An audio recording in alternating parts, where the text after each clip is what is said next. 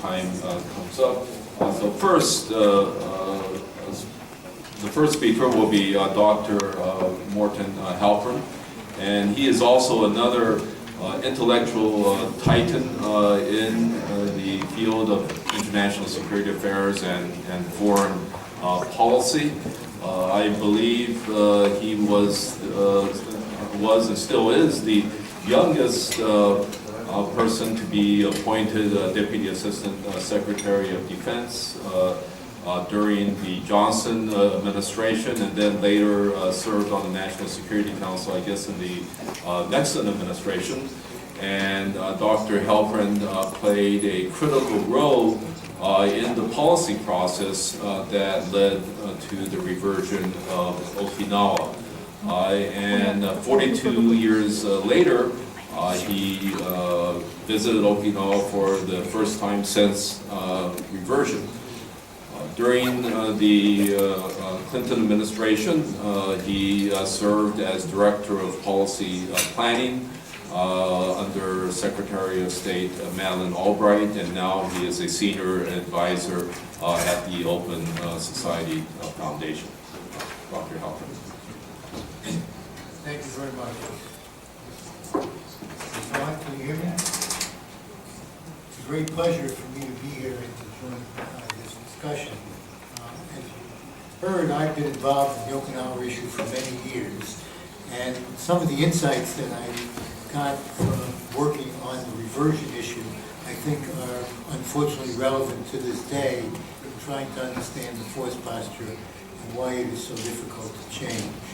Soon after I went to work in the Pentagon in 1966, I had a conversation. I was assigned to work on the Okinawa issue, and had a conversation with a very senior naval officer.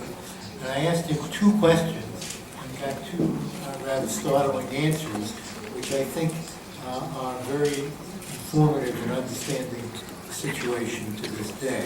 I asked him first, could he describe for me the American military bases on Okinawa and what we use them for?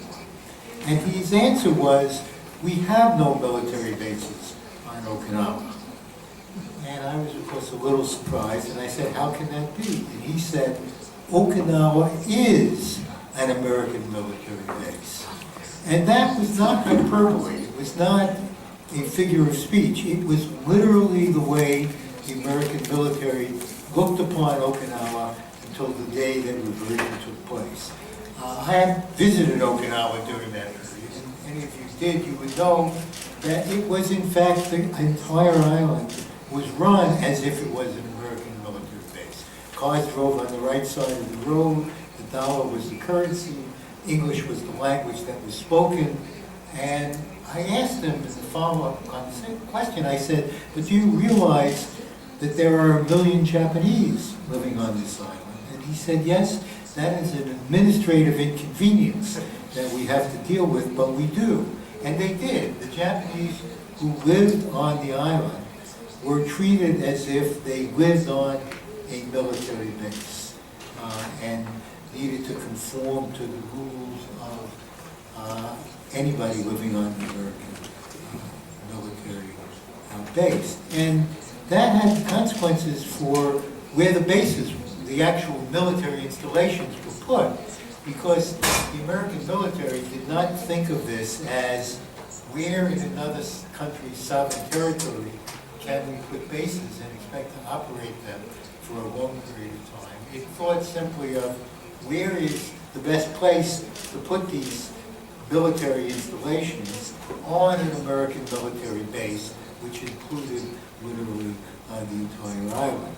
The second question that I asked him was, when will you be prepared to give Okinawa, restore sovereignty back to Japan? Because as you remember, the United States in the peace treaty recognized the residual sovereignty of Japan at a time that the United States no longer required sovereignty in its security interests.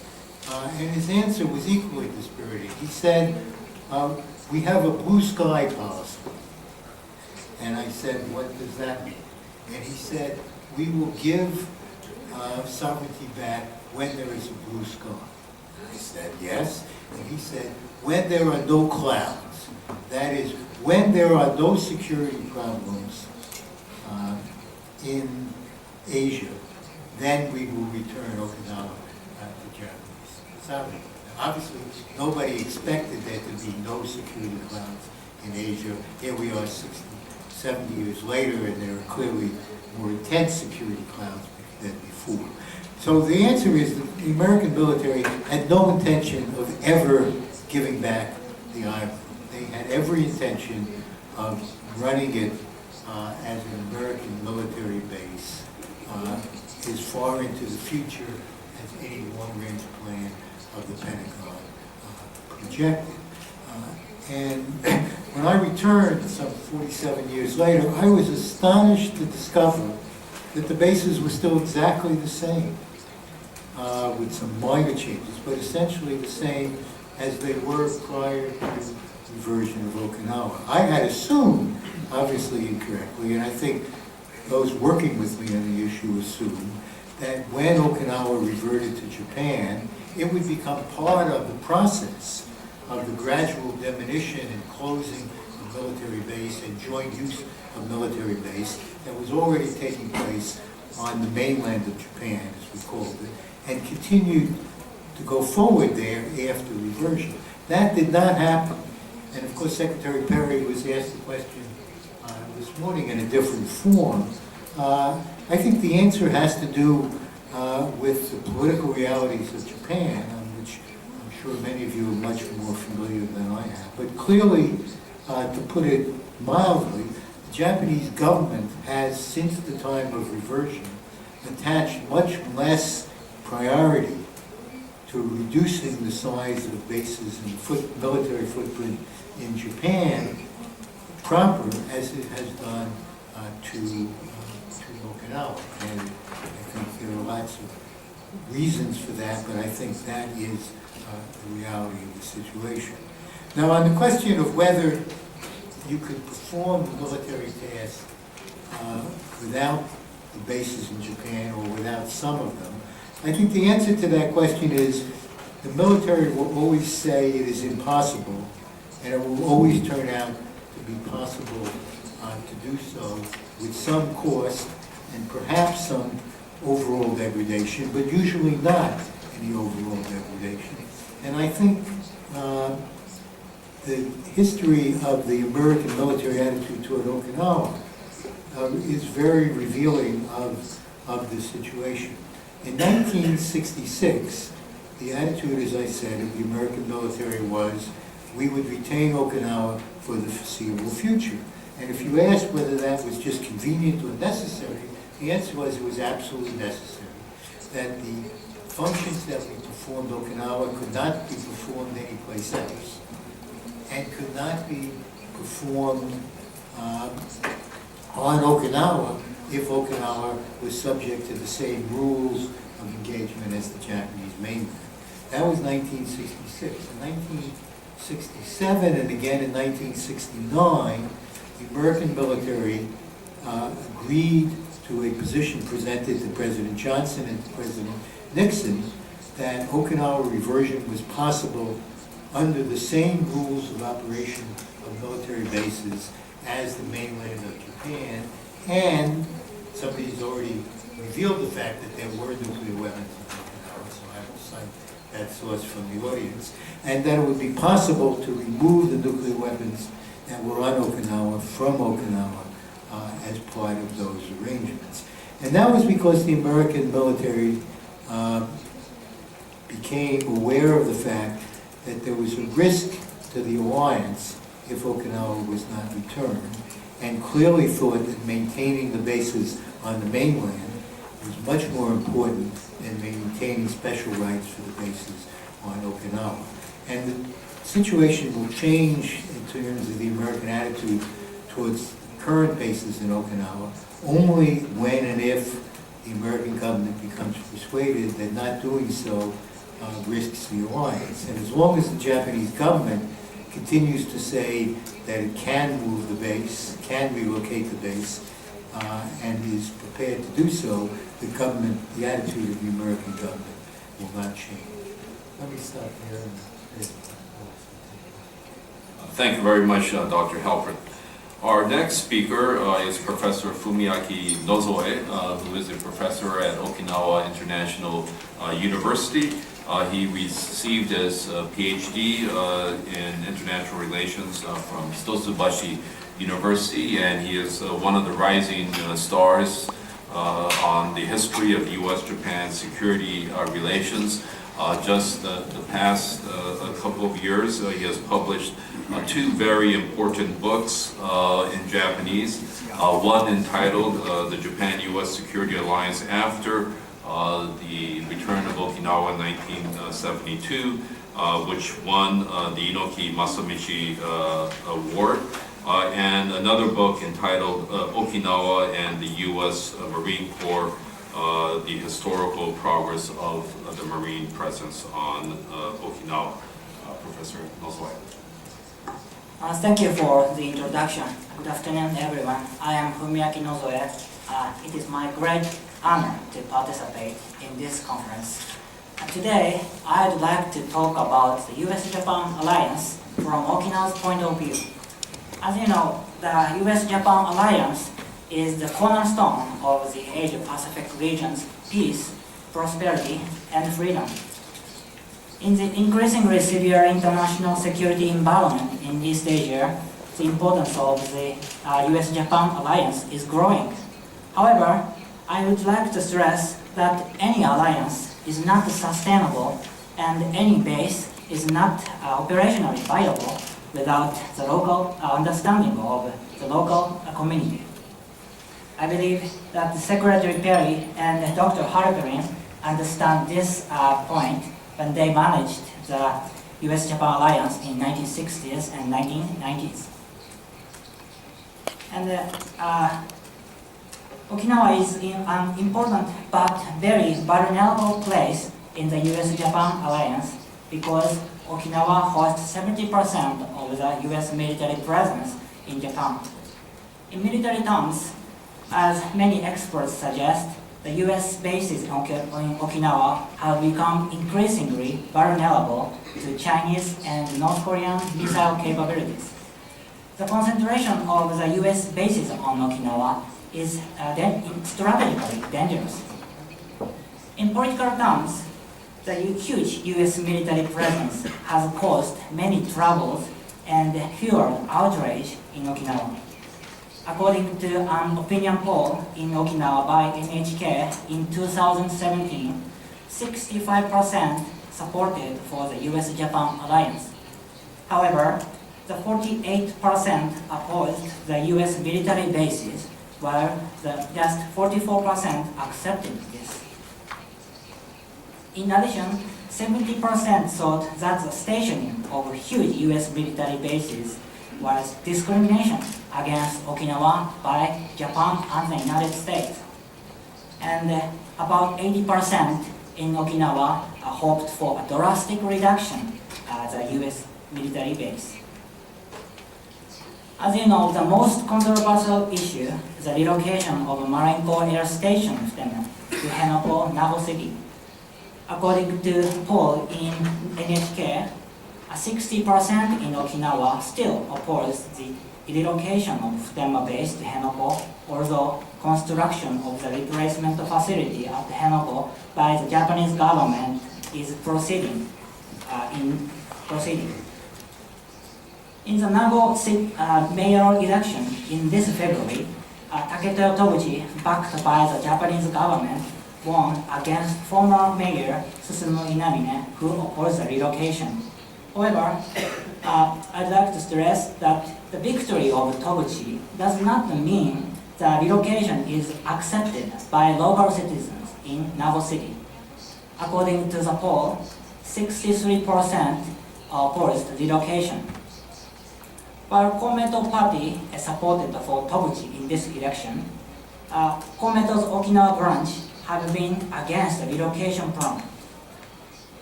Therefore, the new mayor did not declare his policy on this relocation plan in the election until now. In this context, it is not easy for the Japanese government to implement the relocation plan. If the Japanese government continues the construction of the new facility in Henoko, possibly it could intensify its resistance in Okinawa to all U.S. military bases, including highly important Kadena Air Base.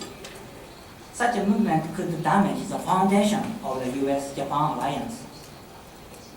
In this context, we have to review the presence of the U.S. Marine Corps in Okinawa, because the U.S. Marine Corps occupies 70% of the U.S. military bases and 60% of the U.S. military force in Okinawa.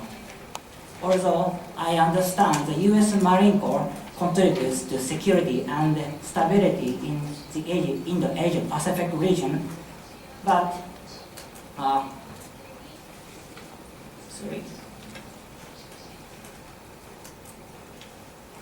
the stationing of Marines have been a burden on Okinawa. I would like to point out that the calls for the withdrawal and relocation of the U.S. Marine Corps out of Okinawa, from Okinawa are growing recently. Against recent repeated incidents and troubles by the U.S. Marine Corps in Okinawa, the Okinawa Prefectural Assembly unanimously passed a resolution for the relocation of the U.S. Marine Corps out of Okinawa last November and this February. The new Nago City Mayor, Taketoyo Toguchi, also pledged his support for the relocation of the U.S. Marine Corps out of Okinawa in the elections in order to get support from Kometo and many local citizens in Nago City. We should pay attention to such movements. From a historical point of view, Okinawa has not been the militarily ideal place for the U.S. Marine Corps. When the U.S. Marine Corps came to Japan in 1953 in order to support the U.S. operations in the Korean War for the first time after the World War II, they were deployed in Yamanashi, Gifu, Nara, and Nara, not in Okinawa, because these areas were geographically closer to the Korean peninsula than Okinawa, as Professor Mochizuki suggested. However, the rise of the anti-US based movement in Japan made the Marine Corps move to Okinawa from 1955 to 1957.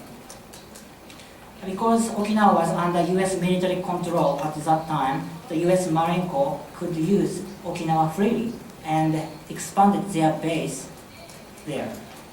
According to the US diplomatic records, however, the US diplomatic and military officials expressed doubts from military viewpoint of moving Marines to Okinawa at that time. They argued that because the Marines were the mobile force, they could be somewhere else. According to Dr. Akiko Yamamoto, the Department of Defense considered the relocation of Marines from Japan to Guam during that process. However, while the Japanese government asked the US government for the relocation of the US Marine Corps from the main islands of Japan, they did not oppose the redeployment of the Marines on Okinawa. In 1972, the administrative rights of Okinawa was returned from the United States to Japan. My archival research have demonstrated that the US government thought it might be politically difficult to maintain US military presence on Okinawa after the reversion. That point maybe Dr. Halperin suggested. Therefore, the US officials seriously considered the withdrawal of the US Marine Corps from Okinawa to Tinian, California, and South Korea from 1972 to 1973. However, the Japanese government asked the US government to keep the US Marine Corps on Okinawa because they regard the US Marine Corps on Okinawa as the most tangible evidence of the US commitment to defense for Japan. Thus, the US government decided to keep the US Marines on Okinawa. These historical episodes show that the Japanese government has placed the premium on the stationing of the US Marine Corps in Okinawa, while the presence of Marines on Okinawa has not been the only option for the US military strategy. Recently, tensions over the Senkaku Islands between Japan and China are rising. Many Japanese people are expecting that the U.S. Marine Corps in Okinawa would fight against China for defense of Senkaku Islands. However, the guidelines for the U.S.-Japan Defense Cooperation in 2015 says the self-defense force will have a primary responsibility to defend these islands, including operations to retake these islands, and the U.S. force will support and supplement the U.S. self-defense forces operation. Actually, the ground self-defense force set up the Amphibious Rapid Deployment Brigade in this March. Despite these facts, the construction of the new facility at Henoko will increase the expectation of the Japanese people and the U.S. Marines will fight against China for the defense of Senkaku Islands and will provoke neighboring countries in a military conflict over the Senkaku Islands. Even though deterrence is important, but the construction of the new facility in Henoko could escalate tension. Okinawan people don't hope such a scenario. In order to make the U.S.-Japan alliance sustainable, I believe that the two governments should reassess the present relocation plan and the U.S. military presence drastically. I personally think that we should explore the relocation of the bases in Okinawa to main islands of Japan and promoting the joint and shared use of the bases in Japan between the U.S. force and self-defense force. Moreover, although the U.S. and Japanese governments have repeated the relocation of Futenma base to Henoko, the only solution, and the Japanese government have stuck to the stationing of the U.S. Marine Corps on Okinawa, some alternatives have been proposed by experts, including Professor Mochizuki and the Kyoji Yanagisawa, the former assistant chief of the cabinet secretary of the Japanese government, and Tomohiro Yara, Okinawa journalist.